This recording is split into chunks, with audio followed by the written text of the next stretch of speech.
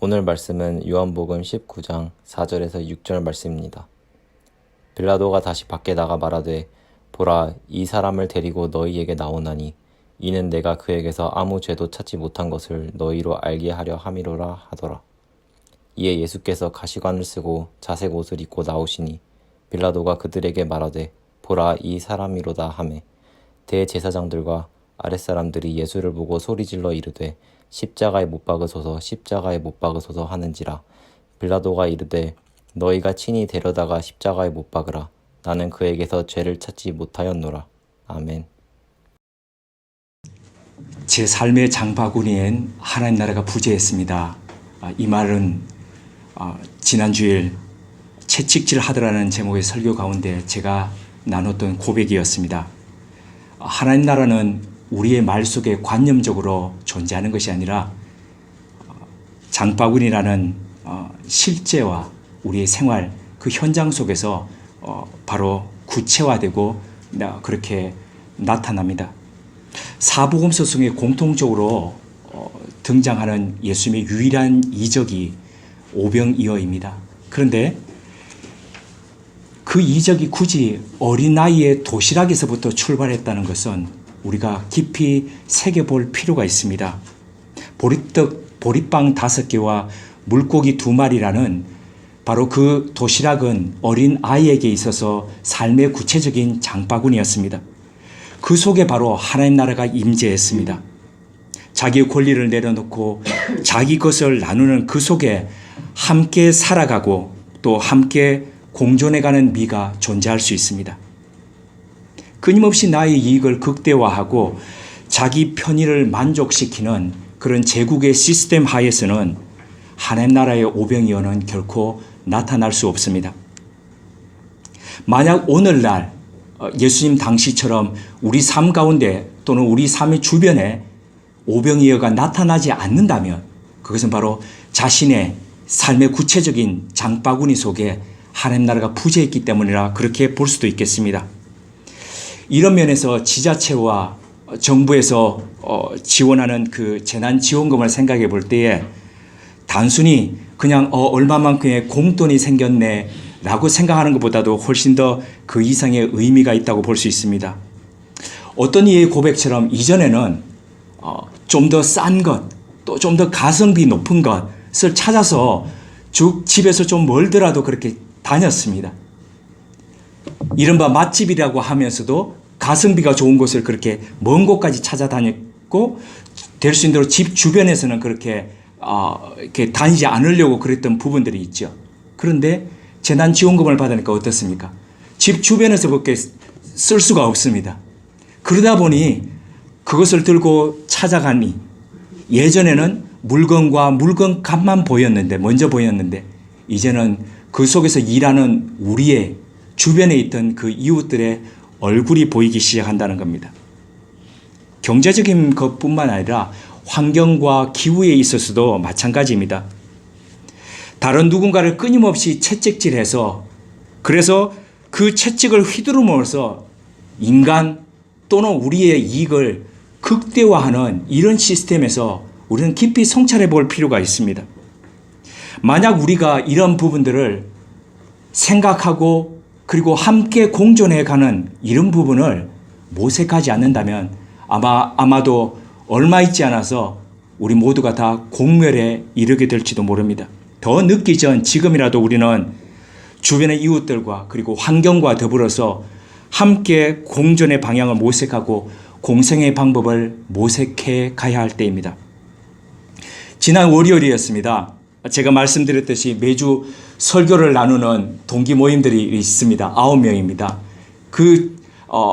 될 수 있으면 한 달에 한 번은 우리가 오프라인에서 만나자. 그런데 코로나 때문에 이렇게 만나지 못하다 마침내 합정동에 있는 동기 형이 목회하는 교회에서 모였습니다. 점심을 같이 나누고 함께 나눴던 이야기들도 참 의미 있었지만 저는 그 교회에 들어갈 때에 받았던 인상이 지금도 잊혀지지가 않습니다. 교회 현관문을 열고 딱 들어가면 오른쪽에 조그맣게 유리로 된 냉장고가 있습니다. 그 냉장고에 이런 글귀가 적혀져 있었습니다.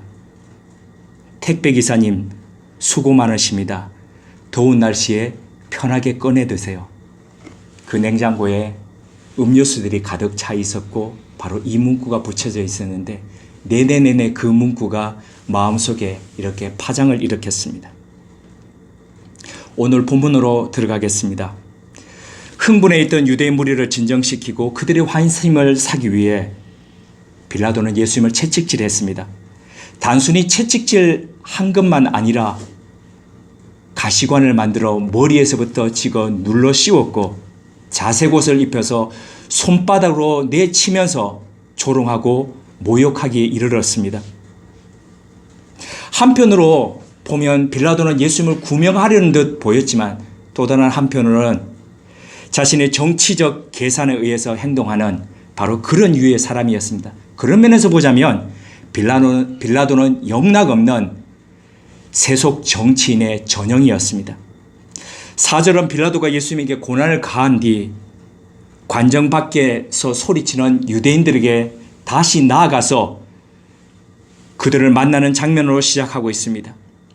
채찍질에 온몸이 찢겨 피투성이가 된 예수님을 빌라도는 유대인 무리들 앞에 세웠습니다.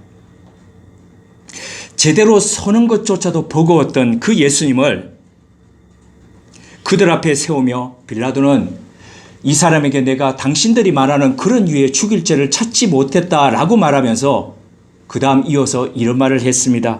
5절 후반절입니다. 보라, 이 사람이로다. 매를 맞아서 설 힘조차 없고 피투성이던 예수님은 한마디로 볼품없는 바로 몰골 그 자체였습니다. 그런 예수님을 사람들에게 내보이면서 외친 말이 보라, 이 사람이로다. 이 말은 바로 이 말 속에는 이런 류의 의미들이 포함되어 있었습니다. 어디 한번 보시오. 당신들이 말하는 그런 체제를 전복시킬 만한 그런 부분이 이 사람이 어디에 있습니까? 이런 사람이 맞아서 매 맞아서 피투성이가 되고 자기 한 몸조차도 제대로 가눌 길 없이 그냥 비틀거리며 서 있는 이 사람 어디에 당신들이 말하는 그런 모습이 있습니까? 사람 좀 보고 소리치시오. 작년 사순절 기간에 우리는 렘브란트의 그림들을 중심으로 같이 묵상을 나누었습니다. 사순절이 40일이지 않습니까? 39일째 되던 날 우리는 바로 오늘 이 본문이 있는 요한복음 19장 5절의 말씀을 나누면서 렘브란트의 그림 에케 호모에 대해서 함께 묵상했습니다. 라틴어 에케 호모는 이 사람을 보라 또는 보라 이 사람을 이런 해석이 가능합니다.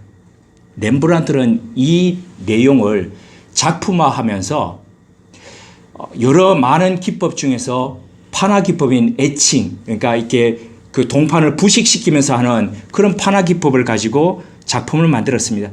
특이한 것은 이 작품을 최초 1655년에 제1판을 시작으로 시작해서 그리고 1665년에 그러니까 한 10여 년 동안에 무려 8번에 걸쳐서 똑같은 작품을 새로 만드는 것이 아니라 그 작품을 바꾸고 하는 수정 작업을 같은 동판 위에다 해가게 됩니다. 그리고 각각의 작품들을 찍어서 그렇게 자기 사인을 해서 작품을 그렇게 출시하게 되었습니다. 그런데 이 작품이 여타의 렘브란트 작품하고 다른 것은 훨씬 더 작가의 삶과 있다는 것입니다. 렘브란트가 묵상할 때 자주 드렸던 말씀 기억나시죠? 아내를 잃었습니다. 아내에 이어서 그의 출생했던 자녀들을 하나씩 그렇게 먼저 떠나보내게 되었습니다. 제가 언젠가 그 말씀 드렸지 않습니까? 저희 고향 동네에 제 친구 어머님이 계십니다. 근데 아버지를 벌써 이제 몇 년 전에 이렇게 보냈으니까 어머니 입장에서 보면 남편을 보낸 거지 않습니까? 근데 제 친구 어머니께서 제 어머니를 위로하면서 이런 말씀을 하셨답니다. 참 이게 맞는 말씀이라는 생각이 드는 게 슬퍼하는 제 어머니께 남편 보내는 거는 그 아무것도 아닙니다. 자식 보내니까 남편 보낸 거는 그거 네, 아시죠? 어떤 말씀인지. 먼저 제 친구의 형을, 그러니까 그 친구 어머니는 맏아들을 먼저 보내게 된 거죠. 그렇다 보니까 남편 보낼 때의 그 아픔은 아픔도 아니라는 겁니다. 부모 입장에서 그런 거죠. 자식을 먼저 보내고 난 뒤에 아파하는 그 마음, 어디에 표현할 길이 있겠습니까? 렘브란트는 그 자신의 아픔을 그 10여 년 동안의 작품 속에서 고치고 고치면서 그것들을 표현했다는 거죠. 가세는 돌이킬 수 없을 정도로 점점 기울어져 갔습니다. 있던 집들이 저당 잡혀서 그냥 넘어가고 남의 집에 사골세로 그렇게 들어가는 그 삶을 그렇게 살아갔습니다. 생애 끝자락에서 렘브란트는 정말 볼품없는 사람이 되어갔습니다.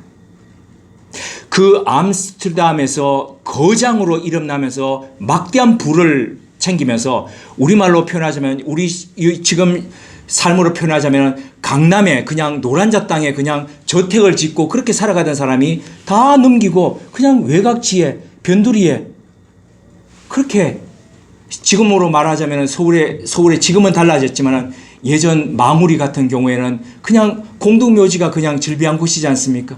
그런 곳으로 그냥 밀려 가가지고 그렇게 살아갔다는 겁니다. 그래서 어떤 면에서 보면 빌라도는 이렇게 1665년 그의 삶의 마지막 막판에 몰렸던 그 삶 속에서 그는 볼품없는 그 예수님을 빌라도의 법정 위에 이렇게 세우면서 어쩌면 그의 모습을 연상했는지도 모릅니다.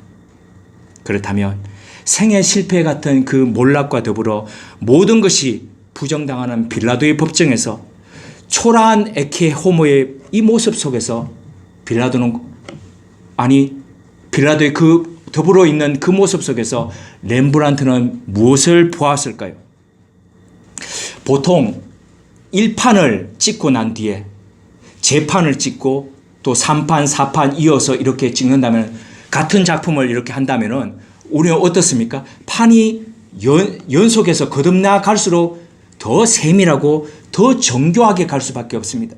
그런데 이 10여 년 동안 8판의 판 속에서 진행되는 동안에 6판을 지나면서 이렇게 보니까 6판을 거쳐서 7판을 거친 8판째에 보면 이게 8판이 맞는가라고 생각이 들 정도로 더 허술해 보이고 더 어떤 면에서 보면 미완성 작품처럼 보입니다.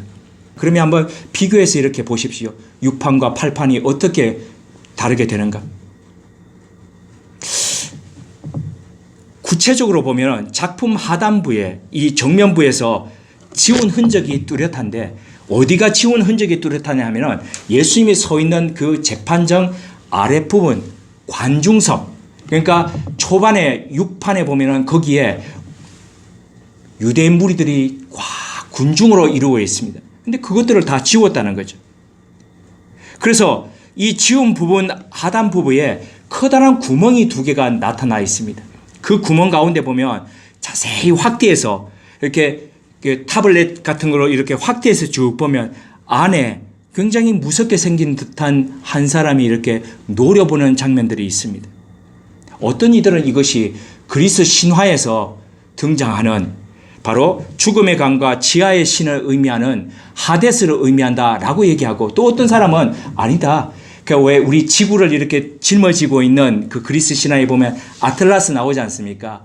그래서 왜 그런 아틀라스를 형상해 놓은 거다. 이렇게 말하는 사람이 있지만 그러나 개신교 신자였던 렘브란트의 입장에서 본다면 그런 그리스 신화를 옮겼다기보다는 예수님에게 주어졌던 그 예언들이 바로 처절하게 실현되고 있다는 것을 형상화했는지도 모른다는 생각에 이릅니다. 육체적 고통, 제자들의 배신, 사람들의 야유와 조롱, 아버지 하나님과의 완벽한 바로 단절, 이런 것들이 형상화라는 거죠. 나아가서 십자가의 죽음 후 바로 주님께서 그 옛날 노아의 홍수 때 심판받아서 옥에 가 있던 그 영혼들을 위해서 다시 베드로서에 나와 있는 것처럼 다시 옥에까지 내려가는 바로 그 아픔과 고통을 그렇게 표현한 것처럼 보입니다. 이런 연유로 예수님을 생각해 볼 때, 그 장면을 볼 때 예수님은 무척이나 고단해 보이고 나이 들어 보입니다. 그리고 서글퍼 보이기까지 합니다. 그래서 많은 사람들은 이 렘브란트의 에케 호모를 일컬어서 가장 슬픈 왕의 초상이라고 그렇게 이야기합니다. 뿐만 아니라 우리 원죄가 바로 해결받는 부분이 십자가 위에서가 아니라 바로 이 재판장 위에서라고 그렇게까지 표현하기도 합니다. 그런데 제가 예수님의 이 모습을 이렇게 확대해서 보니까 예수님의 표정이 바로 거기에 쭉 둘러서 있는 군중을 향하고 있지 않습니다. 오히려 그 장면을 쳐다보고 있는 바로 저를 바라보고 있습니다. 물끄러미 그림을 보는 우리를 향해서, 우리가 그 그림을 볼 때 우리를 바라보시는 그 예수님의 시선 속에서 바로 우리를 향해서 애달바 하시는 바로 그 주님의 눈빛과 만납니다. 누군가 우리 사회가 잃어버린 것 중에 하나가, 중요한 것 중에 하나가 바로 초월적 형이사학의 바탕이라고 이야기했습니다. 굉장히 어렵습니다. 초월적 형이사학의 바탕. 초월이라는 것도 어려운데 형이사학, 또 거기서 바탕. 쉬운 말로 표현하자면 가장 인간의 삶 가운데 원초적으로 있어야 될 기본적인 것. 바로 그 기본적인 것이 바로 신이라는 거죠. 하나님이라는 거죠. 그것을 잃어버리고 살아가고 있다는 거죠. 하나님을 잃어버린 바로 이 세대 속에서 가장 근본적인 그 하나님의 사랑에 대해서 이야기한다는 것, 이것은 사람들에게 별 흥미가 없습니다. 왜 그렇습니까? 하나님 자체를 잊어버리고 잃어버리고 사는데 그 하나님의 사랑을 이야기한다는 게 사람들에게 무슨 의미가 있겠습니까? 별로 중요하지 않다는 거죠. 사람들의 관심 바뀝니다. 더군다나 바로 멋있고 바로 어떤 면에서 매력 있는 그런 예수님의 모습이 아니라 빌라도의 법정 위에서 매맞아서 채찍질 당해서 고난당해서 비틀거리면서 서 있는 그 예수님은 사람들에게 세상에 있어서 별다른 매력이 없는 바로 그런 사람이라는 거죠. 그게 바로 렘브란트의 에케 호모. 이 사람을 봐라. 볼 게 없는 사람이지 않습니까? 볼 게 없는 초라한 모습. 그걸 보라는 겁니다, 지금. 비방과 모멸이 난무한 빌라도의 법정에서 말없이 서 있는 예수님은 이해보다는 오해를 받았고 경외보다는 시기되었으며 칭송보다는 비판받고 그렇게 서 있습니다. 하나님의 사랑을 전하는 그분의 말은, 그분의 말씀은 사람들에게 신성모독으로 오독되었고, 그리고 하나님의 사랑을 얘기하던 그분을 향해서 오히려 사람들은 그분을 향해서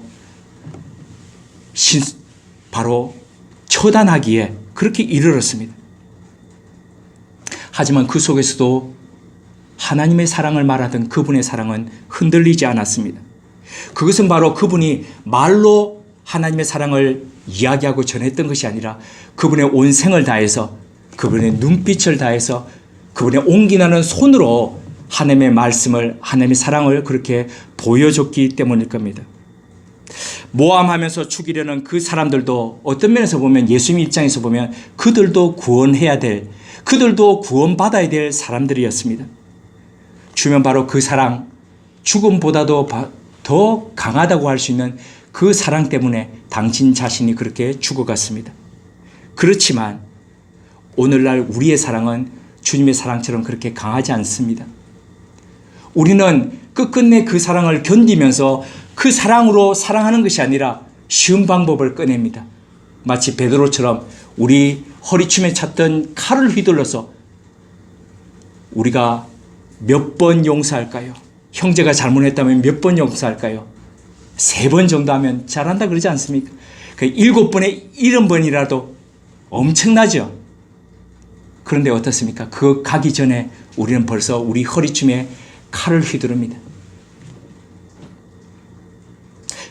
다른 데 말고 한번 운전할 때 한번 보십시오. 이렇게 말하는 저 예외 아닙니다. 한번 봐줍니다. 슉슉슉 들어오고 깜빡이 없이 슉 들어오고 한번 봐줍니다. 그런데 또 좀 가다가 또 들어옵니다. 또 들어옵니다. 어떻습니까? 그냥 봐줍니까? 그냥 70번이라도 합니까? 빡! 그러고 정신 차려! 우리 가장 쉬운 우리의 삶의 현장 가운데서 우리의 모습이 그렇게 나타나지 않습니까? 그래서 우리는 사랑이라는 이름으로 불법과 부정이 조작되고 자행됩니다. 변종이 본래 것보다도 훨씬 더 매력적으로 본질다워 보이는 이런 시대 속에서 우리는 그렇게 살아가고 있습니다. 그 속에서 우리의 사랑도 눈멀어가고 있지요. 하나님의 사랑도 바로 이 변종적 사랑의 MSG에 길들여져 가고 있습니다. 에케 호모, 이 사람을 봐라.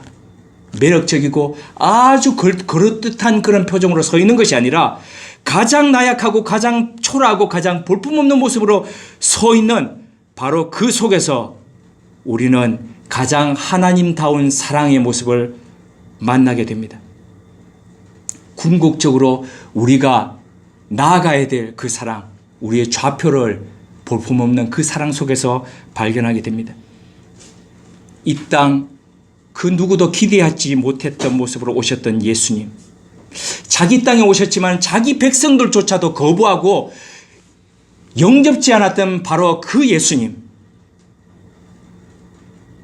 바로 그분이 검정물간을 검게 치는 듯한 빌라도의 법정 가운데 힘없이 그런 표정으로 서 계십니다. 점점 밀려오는 십자가의 그 고통, 그 두려움을 느끼면서도 그분은 피하지 않고 직면하겠다는 듯이 그곳에 서 계십니다.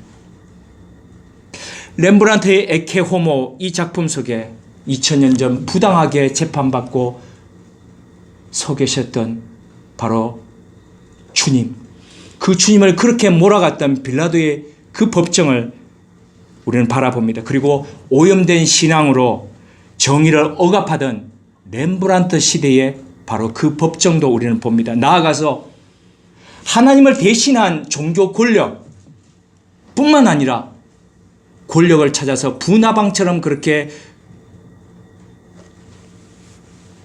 뛰쳐가는 오늘날 굽어진 우리 시대의 법정을 봅니다. 빌라도의 법정에서 물끄러미 바라보시는 예수님의 눈과 시선을 맞추다 보면 스스로 이런 질문을 던지게 됩니다.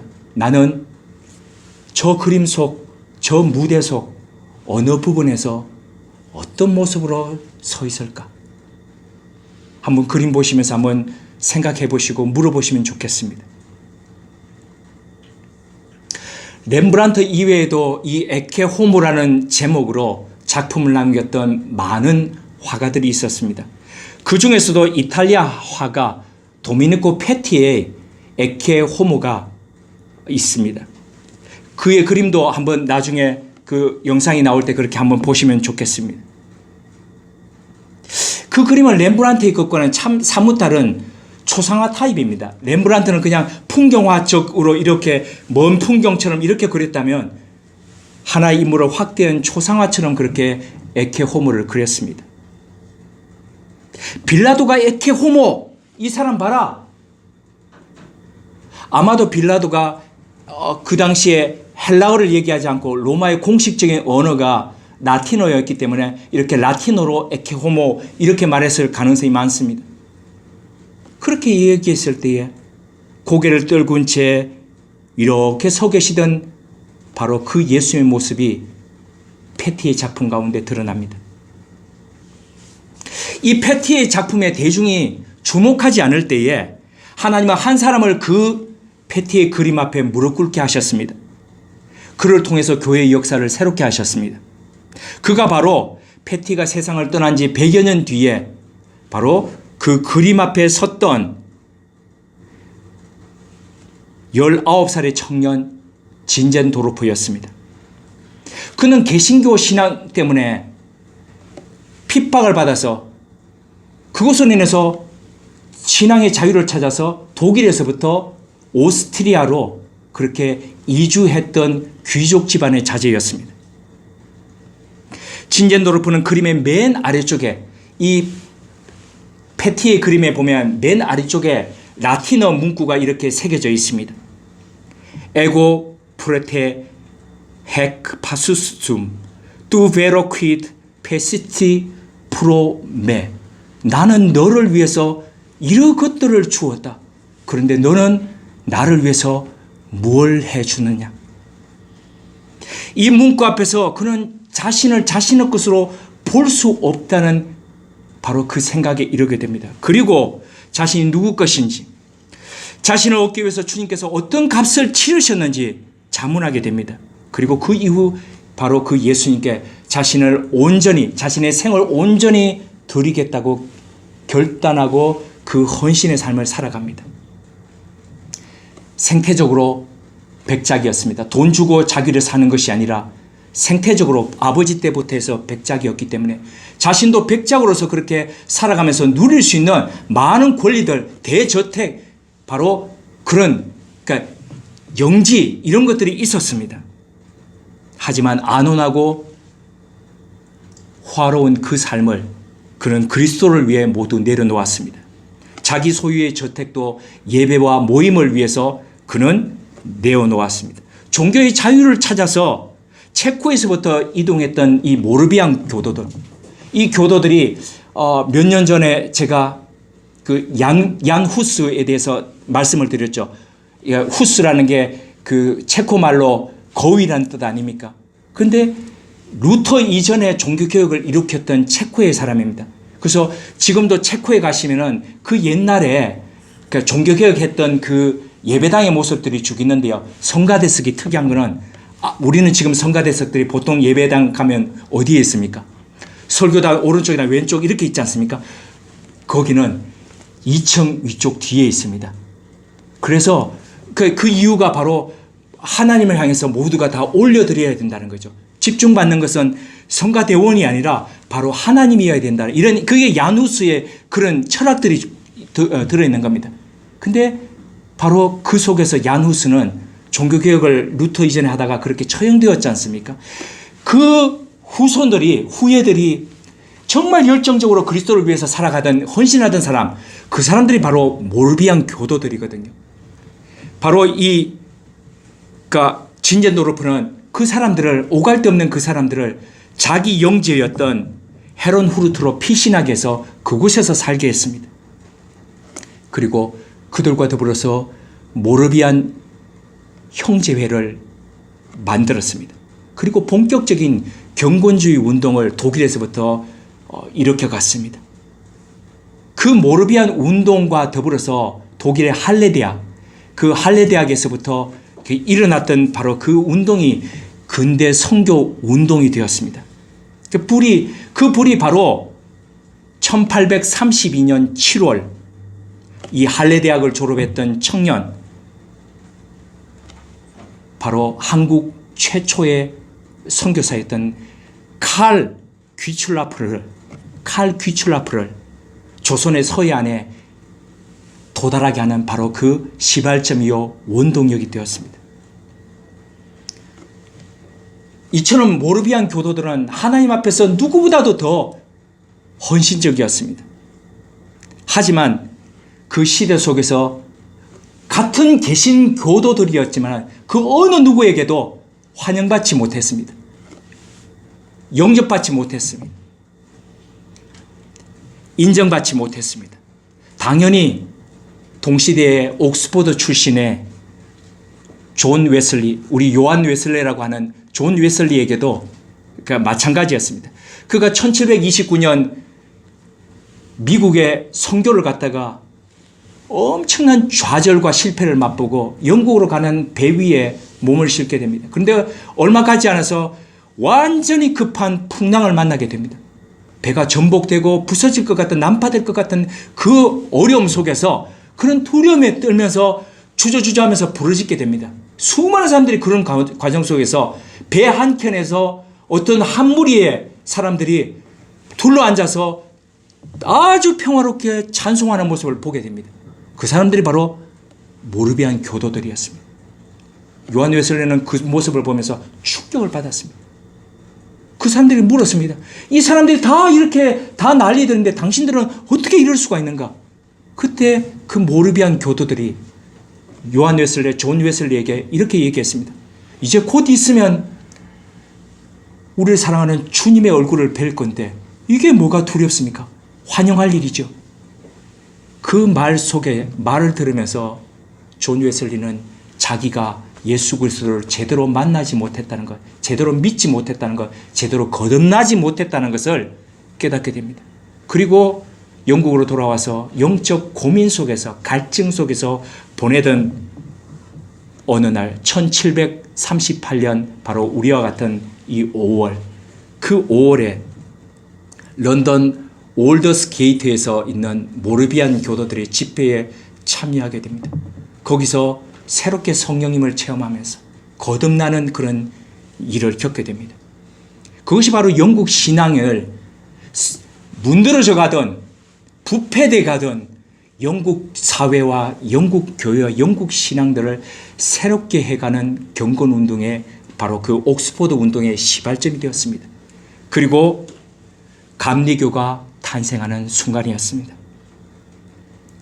그로부터 다시 100여 년의 시간이 훨씬 더 지난 어느 날 1858년 영국의 시인이요 그리고 찬송가 작사가였던 프란시스 헤버갈이라는 이 자매가 독일 뒤셀도르프로 유학을 가게 됩니다.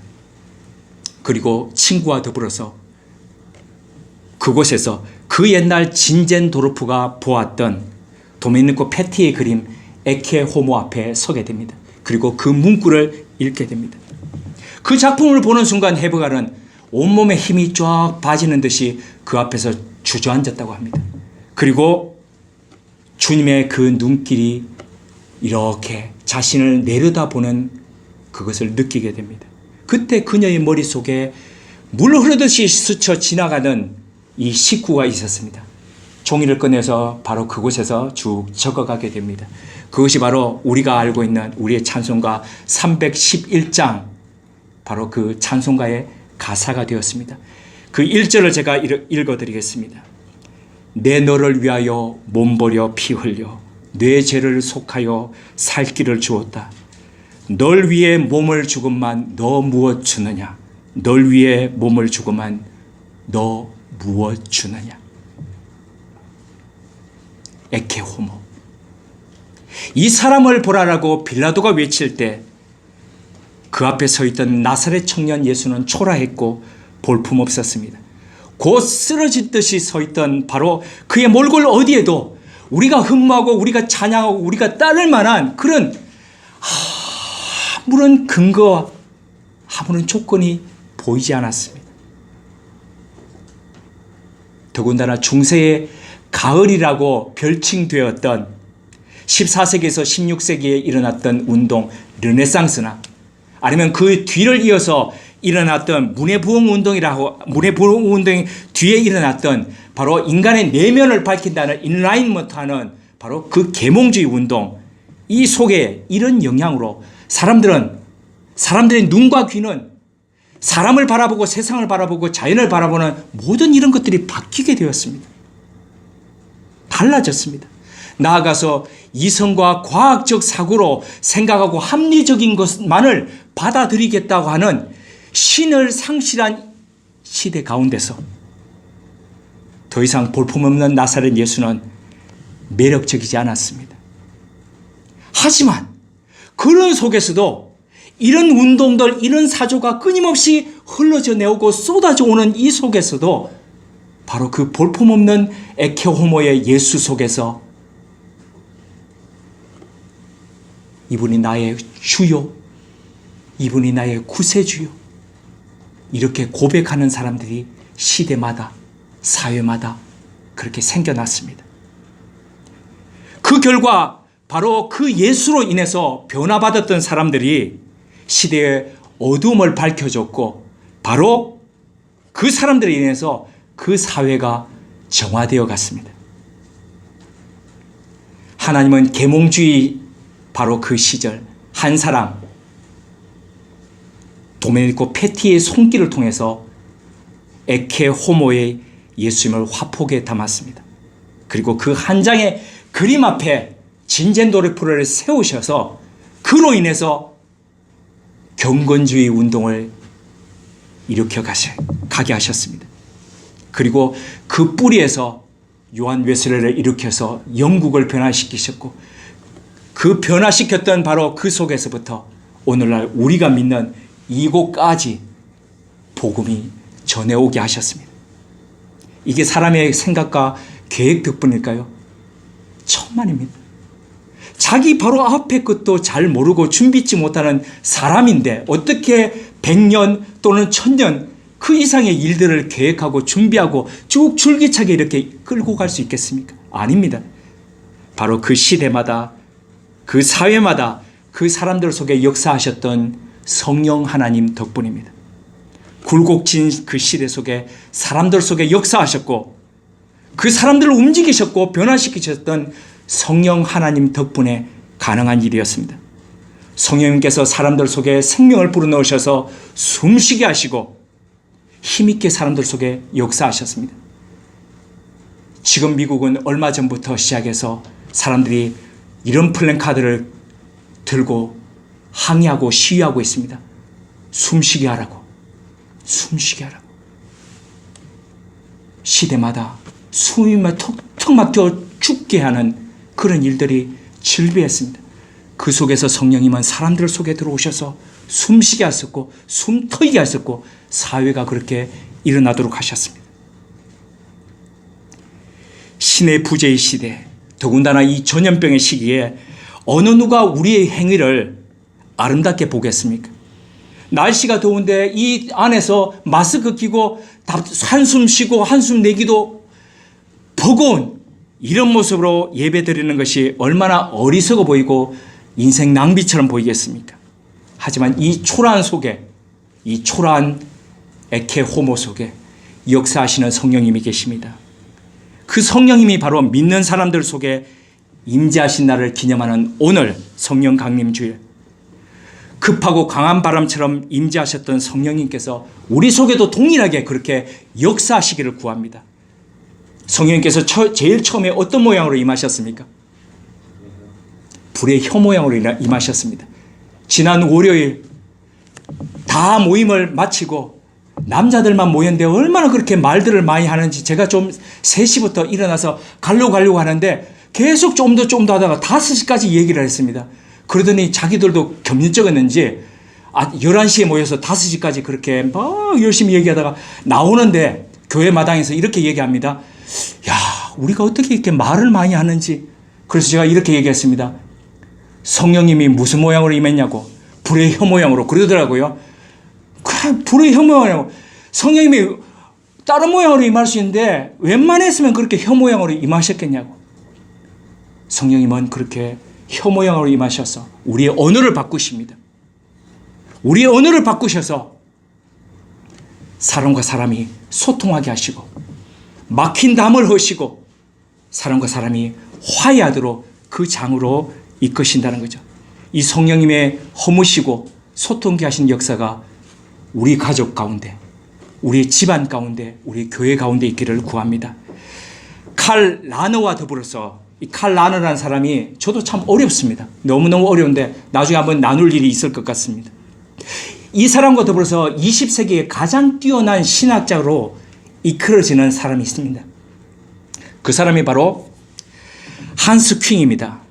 이 한스 퀼이 고대 성서시대의 사람들은 독일 사람이다 보니까 그러니까 물론 이제 태어난 거는 스위스에서 태어났습니다. 독일에서 이렇게 쭉 지냈는데 그 스피릿을 가이스트 그러죠. 네. 이 가이스트가 그러니까 그 가이스트가 하나님의 보이지 않는 역사를 어떻게 이루어왔는지 이렇게 생각했다라고 얘기합니다. 고대 시대 때부터 붙잡힐 듯하나 붙잡히지 않고 볼 수는 없으나 강력하며 사람들이 숨쉬는 것과 같이 사람들의 삶에 필수적이며 바람과 폭풍처럼 힘찬 것이 성령이다.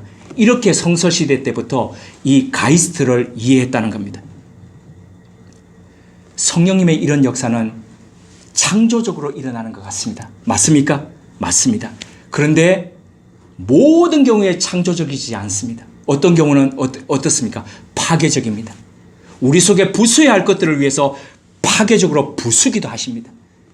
어떤 것을 새롭게 만들어내시고 어떤 것은 무너뜨리시면서 하나님께서 이 하나님의 새로운 영이신 가이스트가 우리 안에서 새 역사를 만들어 간다는 겁니다. 그래서 하나님의 동역자로 우리를 세우신다는 거죠.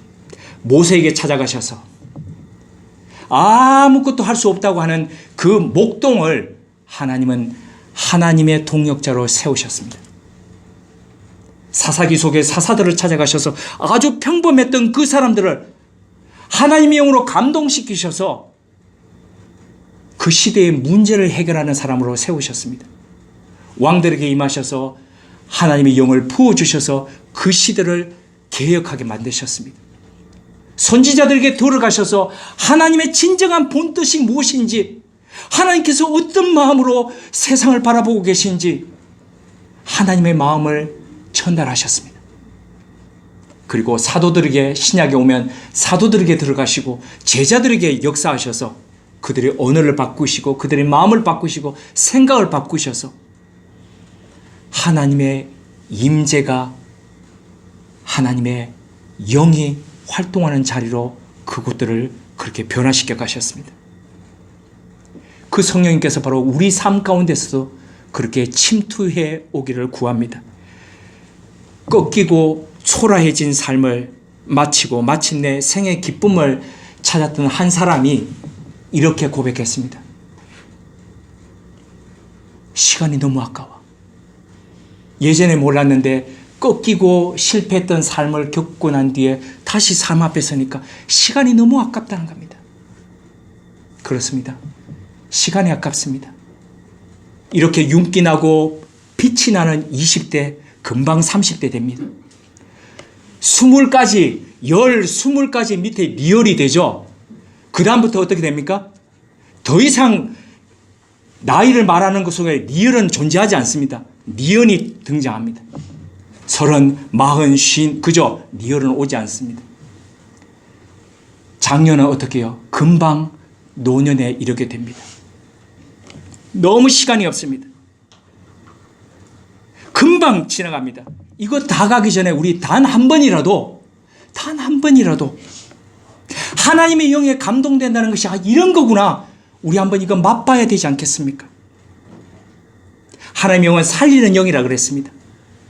이 살리는 영이 오셔서 이 하나님의 영과 더불어서 내가 살아나고 살아나는 나로 인해서 내 가족들이 살아나고 내 주변이 살아나고 하는 이런 그리스도인, 이런 교회로 우리 한번 살다가 하나님 앞에 서야 되지 않겠습니까? 함께 기도하시겠습니다. 에케호모, 이 사람을 보라. 하나님, 우리는 누구를 보고 있습니까? 우리는 누구를 바라고 있습니까? 볼품없고 초라한 나사렛 예수님 속에 생명이 있고 그분의 영이 오늘도 믿는 사람들 속에서 살리는 영으로 역사하시는데 우리 속에 진정 그 영이 움직이고 있습니까? 우리는 그분의 생명으로 되살아나고 있습니까? 예수를 믿는 신앙이 그리 매력적이지 않는 신의 부재의 시대에 우리의 믿음이 관념화되지 않기를 원합니다. 보다 실제적이고 생명력 있는 믿음의 역사이기를 소망합니다. 신앙을 향해 우호적이지도 않고 합리적이지도 않다고 여겨지는 시대에 우리의 믿음이 하나님 앞에서 살리는 역사를 만들어내는 생명의 산실되게 하옵소서. 생명을 위해 빌라도 법정 위에서 온갖 수모와 모멸을 견디신 예수님의 영이 오늘도 우리 속에 힘있게 역사하게 하옵소서. 그리하여 오늘도 우리 시대의 어두운 곳에 눈물진 곳에 예수님의 이름으로 생명의 징검다리 놓는 교회와 그리스도인 되게 하옵소서. 비록 그 길이 주님처럼 초라하고 볼품없는 에케 호모의 자리에 서는 것이라 하더라도 우리를 주목하실 하나님으로 인해 기꺼이 감당해가는 에케 호모의 그리스도인 되게 하옵소서. 성령님의 감동된 교회 되게 하옵소서. 예수님의 이름으로 기도드립니다. 아멘.